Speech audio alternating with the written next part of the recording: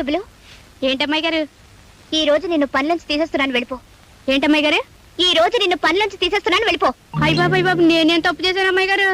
మీ పాదాలు అట్టుకుంటాను, నా కడుపు కొట్టకండి. నీ కడుపు కొట్టం కాదు, నువ్వు అందంగా ఉన్నావు, అందుకే పనిలోంచి తీసేస్తున్నాను, వెళ్ళిపో.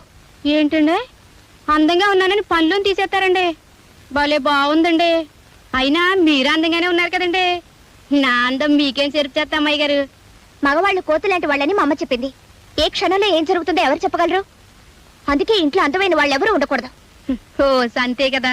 అయితే ఇప్పుడే సింక్ సెట్లా తయారైపోతాను అమ్మాయి గారు. చాలా అమ్మాయి గారు.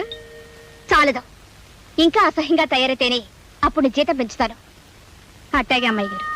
కానీ మీతో ఒక్క మాట చెప్పి ఆ తర్వాత మీరు చెప్పినట్టే తయారవుతాను. ఈ ఇంట్లోనే మా అమ్మ పనిచేసింది. చిన్నబాబు గారు నేను ఒకేసారి పుట్టామట.